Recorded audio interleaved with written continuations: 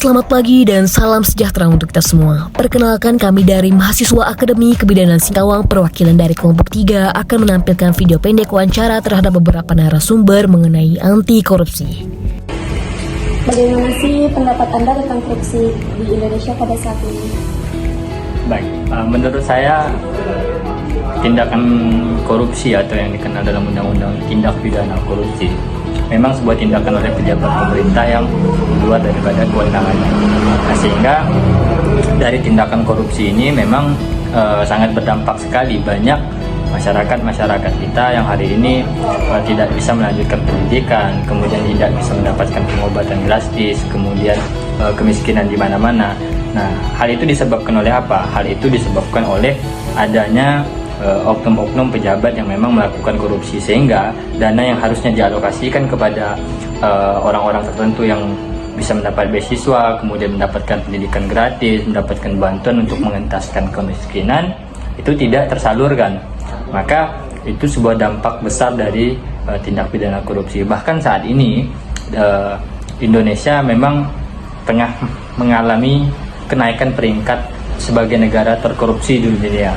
Nah, bahkan ketika kita tahu bahwa COVID-19 kemarin, bisa-bisanya pemerintah kita, Menteri Sosial itu melakukan korupsi dana bansos.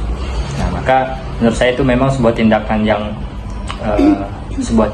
yang memang tidak tepat pada tupoksi mereka. Bisa katakan itu adalah tindakan yang melenceng dari kewenangan mereka sebagai pejabat, sehingga itu patut untuk mendapat hukuman.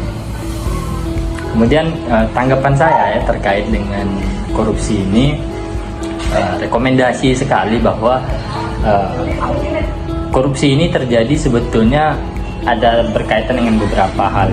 Pertama itu moral yang bersangkutan melakukan korupsi. Yang kedua adalah tuntutan secara birokrat, di mana pejabat yang korupsi hari ini yang memang mendapatkan jabatan politik tersebut maupun jabatan publik yang melalui partai politik, mereka itu harus ada kontribusi atau feedback kembali kepada partai politik tersebut, sehingga dari gaji maupun keuangan mereka menjadi pejabat ketika saat itu menjabat tidak bisa menutupi kontribusi ke partai politik.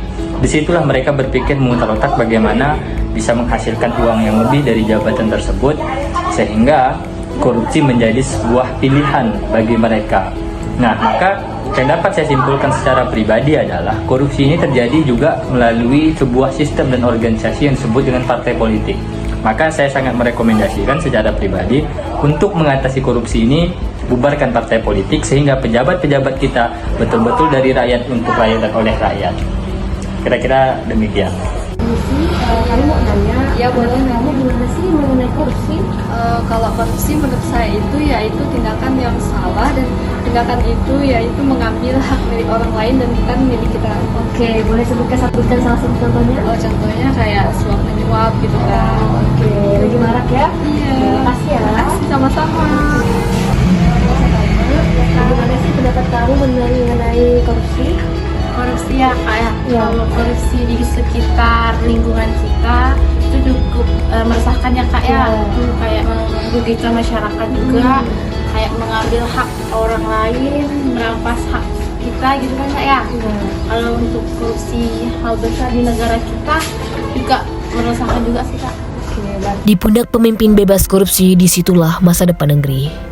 Kami ucapkan terima kasih kepada dosen pengampu mata kuliah anti korupsi, dan kami ucapkan terima kasih kepada para narasumber yang telah bersedia untuk diwawancara.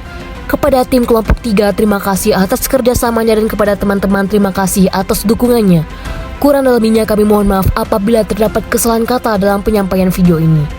Kurang dan lebihnya kami mohon maaf. Sekian dan terima kasih. Selamat beraktivitas.